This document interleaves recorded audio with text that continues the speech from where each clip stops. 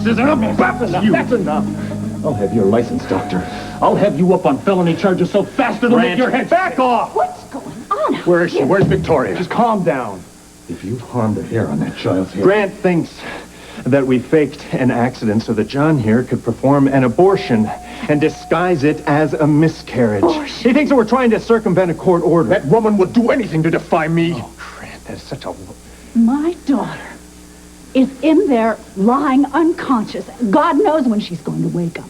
And you're concerned about whether they are obeying your orders? If you want to, you can speak to the police. They were on the scene. Faking an accident, that's the kind of stunt that you would pull, not Victoria. Our hospital staff, of course, is at your disposal should you have any medical questions, Grant. You are the most selfish, stupid, manipulative man I've ever met. Look, I understand that you have an interest here, but it is not... Morgan Winthrop appear at trial. And as Your Honor can see, my client has fulfilled his obligation. I'm sorry, Your Honor, I got stuck in traffic. One more minute, and I would have revoked bail, young man. Do I make myself clear? Yes, ma'am, it won't happen again. Now, before we proceed, I would like to caution the press and any spectators. I believe in an open courtroom. However, given the provisions protecting rape victims, I will clear this court if there are any outbursts. And I will not hesitate to invoke the full measure of the law should anyone violate the privacy of the plaintiff by disclosing any facts that might suggest her identity. Now, Miss Kramer, you may proceed. Thank you, Your Honor.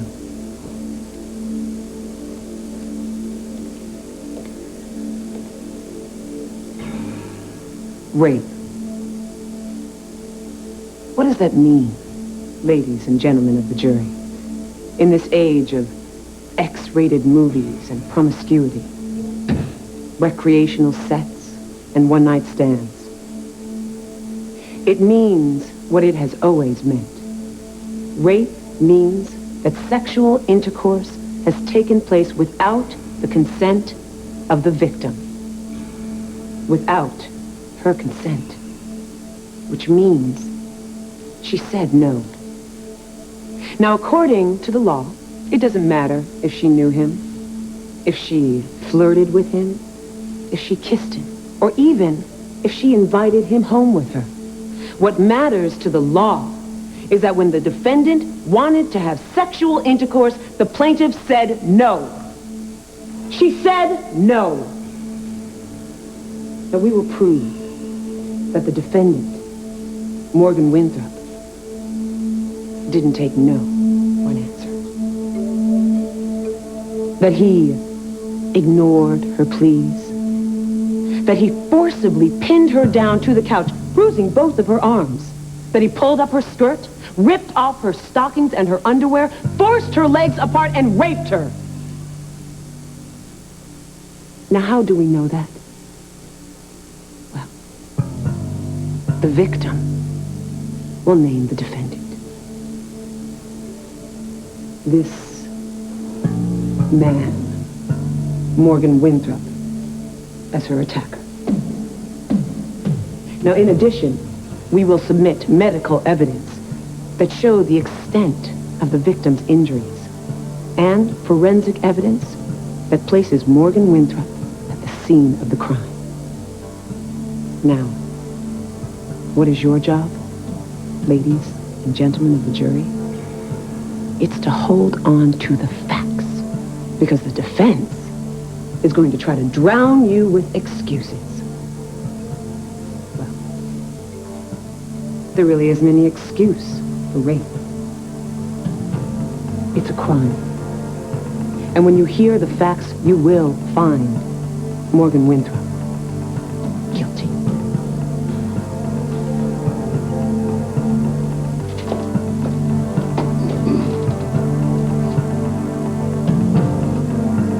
Mr. Winthrop?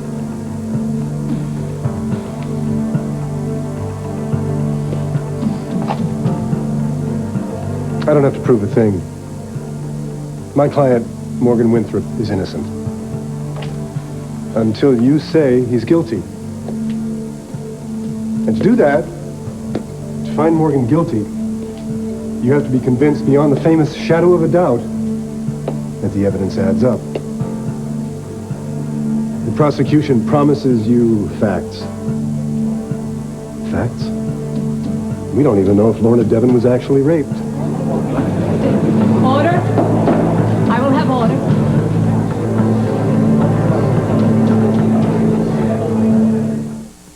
Tonight, see daytime's biggest stars in a primetime mystery as NBC presents Raymond Burr's final Perry Mason, General Hospital's Jeannie Francis and Stuart Damon, Another World's Linda Dano, Days of Our Lives' Arlene Sorkin, and Young and the Restless Michael Tylo come together for the end of an era. Surprise. Perry Mason, his final case, tonight on NBC. Vicky? Vicky, you can wake up. Come on, try to wake up.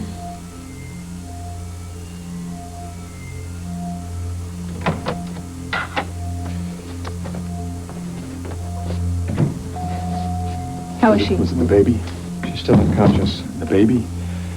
I told you we won't know anything about the baby until she does regain consciousness. We can do some necessary tests. But she's not in pain. No physical pain, no. But she looks so uncomfortable. Could she be dreaming? It's possible.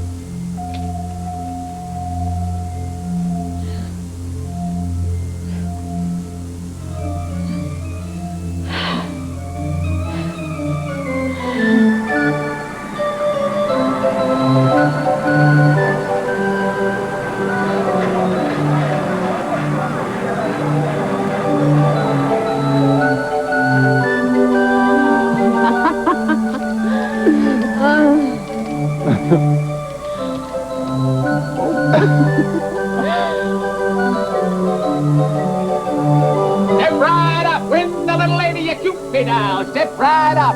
Hey there, Goldilocks. What do you say? Try your luck. What do you say? Thanks, I have everything I need. Oh, what do you have to lose? Don't walk away from your last chance. Shoot me. Come on. You know you want to shoot me. No, I can't. You want me to shoot him? Oh, you'll get your chance, little brother. Right now, it's up to the little lady.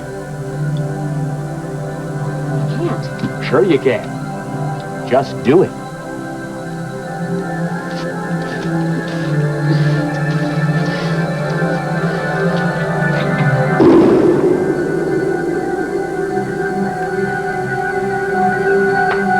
Let's hear it for the little lady. A perfect miss.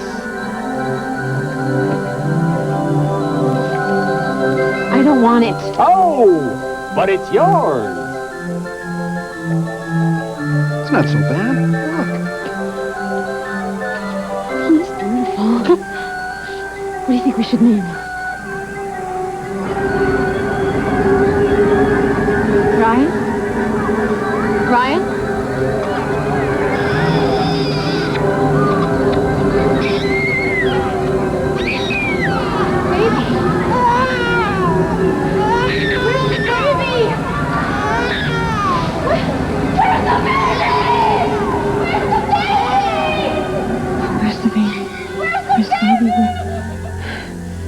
Oh, where's the baby?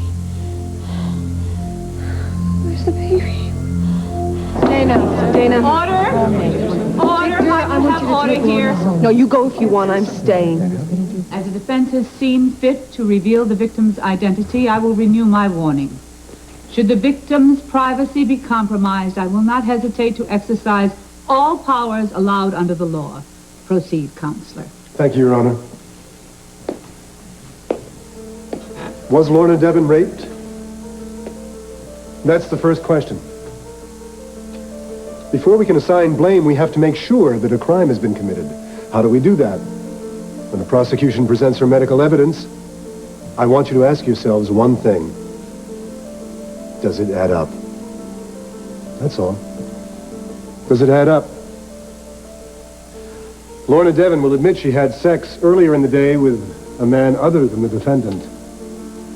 The medical examiner will tell you that they found that man's semen, but not a trace of any semen from the man she claims raped her. Your Honor. David for the summation, Counselor. Does it add up? There are no witnesses. I wish there were.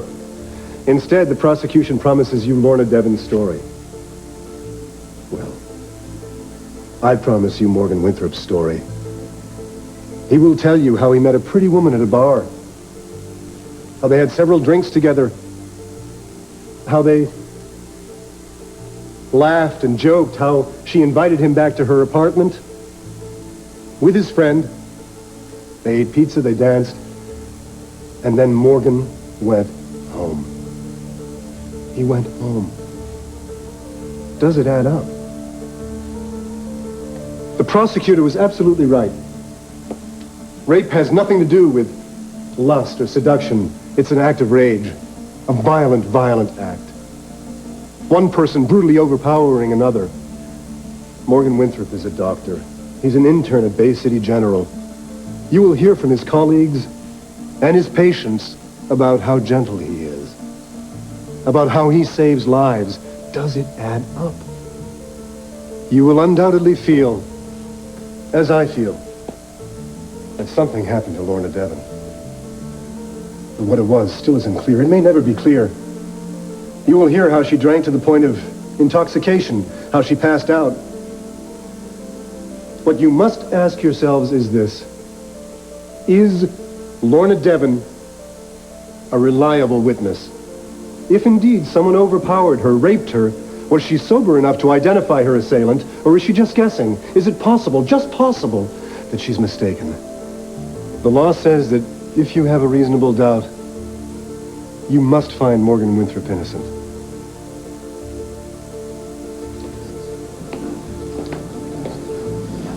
Miss Kramer, you may call your first witness. The state calls Felicia Gallant. That's your cue. Okay, you sure you want to do this? Positive.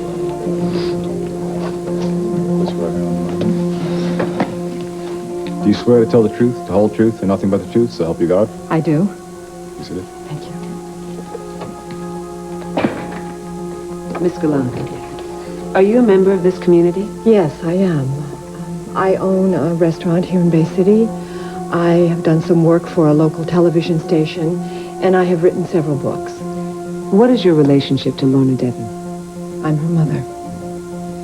Miss Gallant, where were you on the evening of October 22nd? I went out with a friend, and later we came back to my apartment.